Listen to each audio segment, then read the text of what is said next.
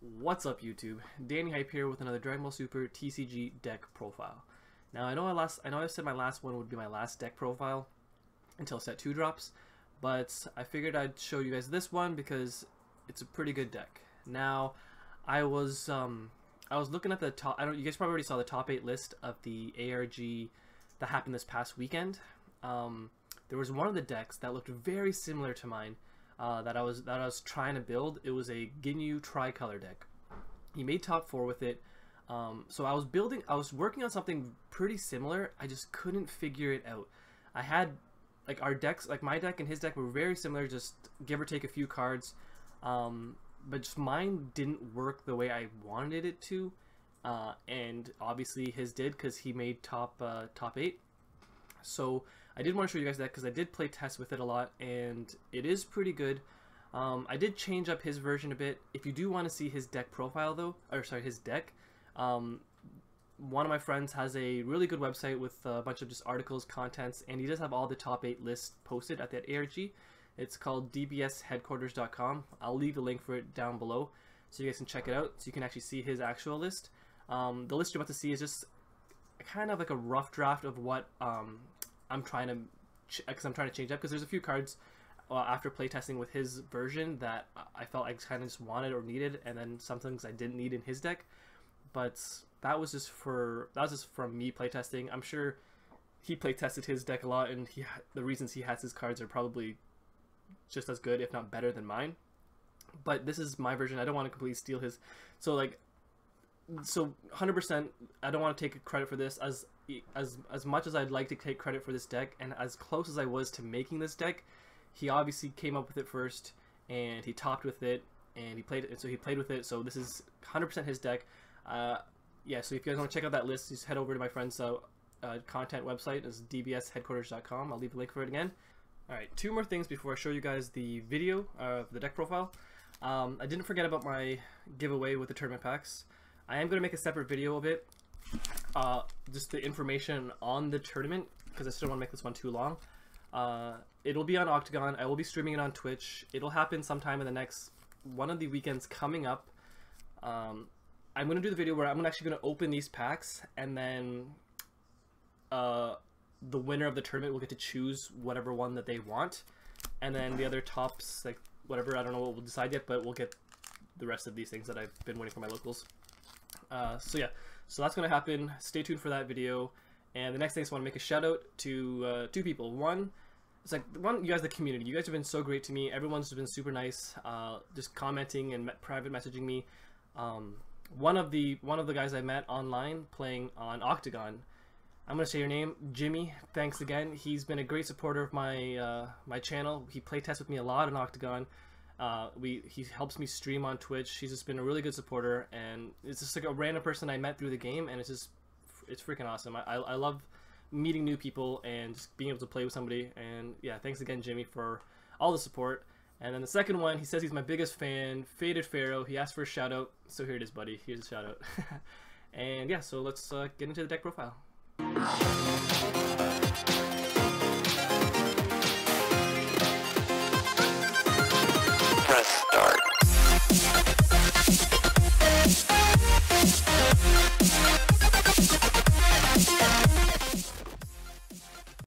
Alright guys, so here's the deck. I am going to try to make this one short because my intro was kind of long. I want to keep these deck profiles really short, so I'm just going to kind of go through the basics. I'm going to try comparing my deck to his deck and some of my choices over his choices. And yeah, so this is just kind of like a rough, like you can take this deck and play it. It's fine, but it's just kind of a rough idea. I think I can still fine tune it a little bit more, but I really wanted to show you guys this deck and just the premise of it, or the idea of it. So we're going to go straight to it. It's about even color splits, like 16, 16, 16, and then give or take 1 or 2 cards for each color. Now, basically, when I was working on this, I was trying to just think of a way to get all of the best cards from the 3 colors that I thought were the best, blue, green, and yellow. Now, I love Gotenks. It's my favorite green card. I loved Crusher Ball and Cold Bloodlust, which are my favorite yellow cards. And then blue is just good. Blue is just the best color to play. Now, it is a Ginyu deck. Now, the reason it is a Ginyu deck is because Ginyu is probably I'm not saying he's the best leader, but the fact that he can self-awaken himself is such a big thing in this game. Not having to rely on results of training to awaken yourself is so key in this game that makes him so good. Now, why he's better than Vegeta in a sense is, one, he lets you play Cold Bloodlust, which is the yellow card, which is specific to yellow leaders. And the next part is, on his flip side, on Vegeta's awakened side, he's actually kind of bad. Especially when people do dual color Vegetas, because Vegeta needs 7 blue energy to activate to actually get the benefit. And without it, he's just a 15k vanilla on that side. Whereas at least Ginyu, if you take a life when you're under 4, you can at least get double strike, which sometimes actually comes into play when you're trying to push your game. So he is a little bit better in that sense. And yeah, and the reason we choose Ginyu is because you're basically drawing 2 cards every turn until you're down to 4 life, which really helps trying to get as many cards in your hand as you can so you can play the right energy, because that's what's really hard with this deck, is playing the energy that you need.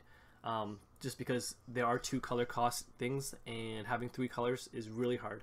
But it worked for, it works, and yeah, so here, let's just skim through the deck real quick. Majin Boost, staple of course. Energy Boost, Beerus, staple of course, this is a great card. Now these 2 cards, so the original deck plays 2 Jacos, and 2 Prince of Speed Vegetas. I was playtesting without them, and I found like I didn't really need them. Like the Jaco's really good, and it's a really good side deck card too, especially if you know your opponent goes aggro with those further destruction champas and things like that. So it is a good side deck card. Main deck, I don't know. Just I guess it really depends on what the meta is in your locals. I guess you can either play it or not play it. My locals, I don't really need this card, so I don't play it. Princess Speed Vegeta. Now it is a good card. However, when you're playing a tricolor deck, having to spend 3 blue on something is 3 of anything, any color, is just really hard. The two colors is hard enough, but having to get 3 blue out there, just for his draws. So I cut him out of there, just because I felt it was just sometimes it was just too much. So that was the blue ones. Now the green guys: Energy Power Gotenks, Raging Attacker Vegeta, and Super Saiyan Gotenks. They're all basically the best green cards outside of the Brawly package, but you can't really fit the Brawly package in here. Now, the reason this is really good, Energy Power Gotenks is really good because when the people are down to 4 life and you're swinging, he makes you discard a card, and they're probably going to combo off another card to protect their life at that point. So they're losing 2 cards around, and it's just a really good card. Raging Attack of Vegeta, I've been so on the fence with this. I know it's a good card, but if you play it wrong, it could really screw you over. So you really need practice playing with Raging Attack of Vegeta, because when you play it on your opponent's turn, you get close to tapping out, and you got to make sure that you have enough energy or cards or resources in your hand to defend yourself in case they decide to all-in you, because you do get to 4 pretty fast with Ginyu, so you are vulnerable to, rushes and people trying to kill you. But you do have a lot of cards, and playing him at the right time or the wrong time can really cost you the game, which I've learned quite a few times. Now, Super Saiyan Gotenks, I think this is the best green card. I love it, and yeah, that's enough said about that one. Your yellow cards, the only ones you play is Guldo. So Guldo's actually a really good 1-drop yellow, and you can only use him if you're playing a yellow leader. So that's why another reason Ginyu's really good. But yeah, Guldo just taps things down, any of the 2 or 1 drops that you need, and your leader can attack and kill it.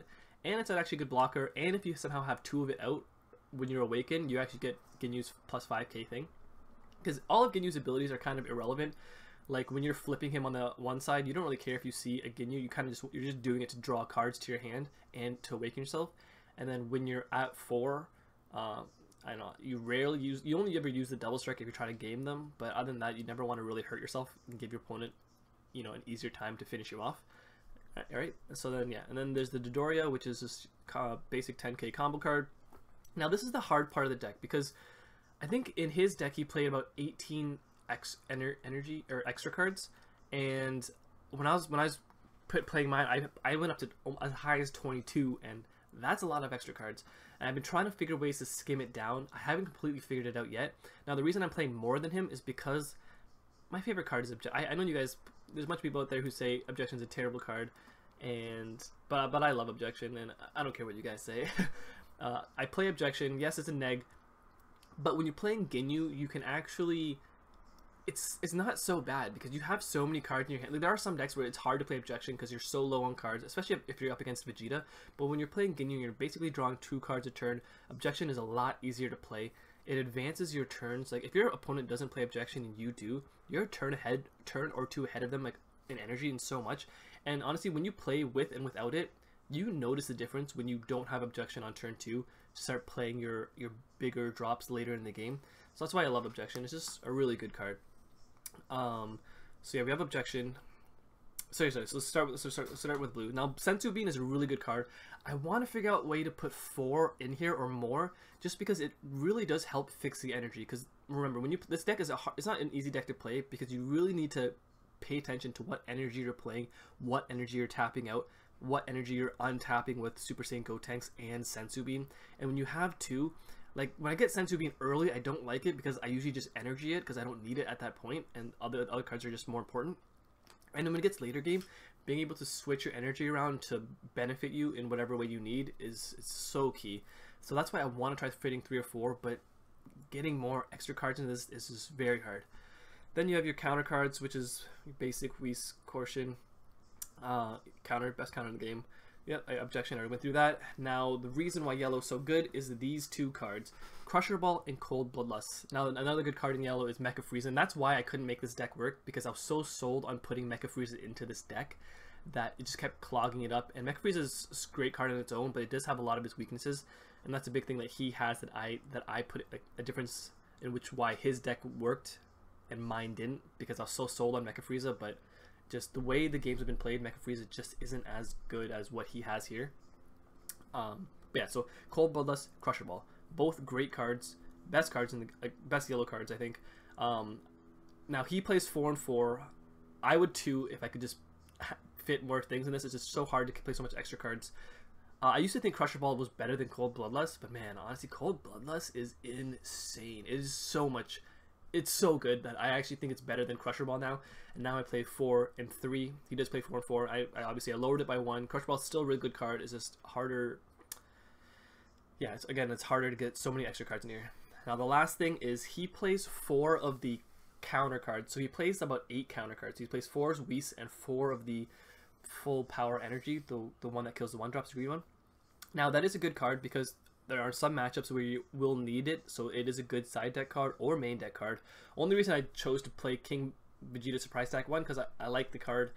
And if you think about it, it's basically like a counter card, but for your battle cards. So now if they swing at my battle card, I can play King. I don't get to negate the attack, but during my combo phase, I use this.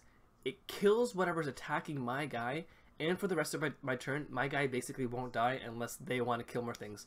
It doesn't protect against leader attacks on your battle cards, but when they're trying to trade battle card for battle card, and they're trying to swing at you, King Vegeta Surprise Attack, bam, comes out of nowhere. People don't expect it, and you basically killed their 4, 5, 6, whatever drop that attacked your battle cards for nothing, whereas the other counter card doesn't do that. It just kills 1-drops, but it does protect your leader.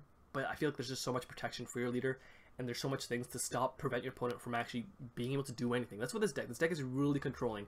You think about it, Beerus and Raging Attack Vegeta are basically the same thing. That's 8 kill cards. Most decks only play Beerus, so that's just 4 things they can kill on their turn.